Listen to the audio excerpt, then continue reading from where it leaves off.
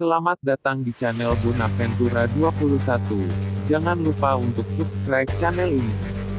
Sampai detik ini misteri kasus pembunuhan ibu dan anak yang terjadi di Penkase Oeleta Kota Kupang belum menemui titik terang. Lantas ini menjadi bahan perbincangan netizen Kupang NTT. Adapun 5 hal yang dianggap janggal dalam menguak kasus ini. 1. Motif pembunuhan belum pernah diungkap.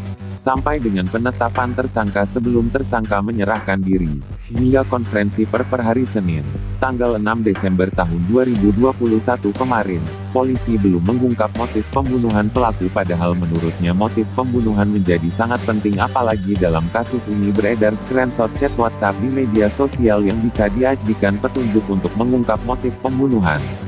Adalah sebuah kejanggalan apabila motif pembunuhan sampai dengan saat ini belum terungkap. 2. Informasi tentang hasil autopsi masih sangat minim. Dalam kasus pembunuhan harus dilakukan autopsi terhadap jenazah untuk memastikan penyebab meninggalkan korban. Apakah karena benturan benda tumpul, apakah karena luka tusukan benda tajam atau apakah karena gagal nafas. 3. TKP pembunuhan belum diungkap. Dalam keterangan per Kabid Humas Polda NTT kemarin, disampaikan bahwa jenazah korban sempat dibawa berkeliling ke beberapa tempat sebelum akhirnya dibawa ke lokasi penguburan yang kemudian menjadi TKP penemuan jenazah. Dari keterangan per ini dapat disimpulkan bahwa kedua korban dibunuh di tempat lain yang menjadi TKP pembunuhan namun sampai dengan hari ini penyidik belum mengungkap TKP pembunuhan itu ada di mana. Padahal dalam kasus pembunuhan polisi harus melakukan olah TKP pembunuhan. Jika olah TKP hanya dilakukan pada lokasi penemuan jenazah dan tidak melakukan olah TKP pembunuhan, hal ini adalah sebuah kejanggalan. Sebab, dari olah TKP pembunuhan itulah akan ditemukan jejak sidik jari siapa saja yang mungkin terlibat dalam aksi pembunuhan keji ini. 4. Ketidakpastian upaya mengungkap jejak digital dari HP pelaku dan istri pelaku, digital forensik. Sampai hari kemarin, Senin tanggal 6 Desember tahun 2021 dalam konferensi persnya Kabid Humas Polda NTT belum dapat memberikan kepastian apakah penyidik telah berupaya melakukan penelusuran jejak digital melalui ponsel tersangka dan istrinya melalui ahli digital forensik yang mungkin belum dimiliki oleh kepolisian Polda NTT baik peralatannya maupun tenaga ahli digital forensik.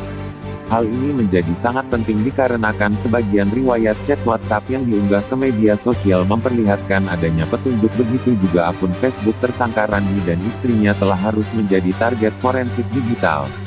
5. Menyerahkan diri di hari yang sama dengan penetapan dirinya sebagai tersangka.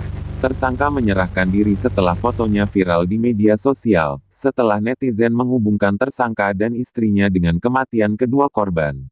Dijelaskan oleh Kabid Humas Polda NTT bahwa pada tanggal 1 Desember tahun 2021 dilakukan gelar perkara dan keesokan harinya pada tanggal 2 Desember tahun 2021 keluar surat penetapan tersangka dan surat perintah penangkapan.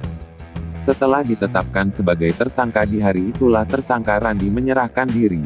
Dari keterangan ini dapat disimpulkan bahwa Randi ditetapkan sebagai tersangka berdasarkan keterangan saksi bukan karena adanya pengakuan. Mari kita kawal kasus ini dan mendukung secara penuh Kepolisian Nusa Tenggara Timur dalam mengungkapkan kasus ini.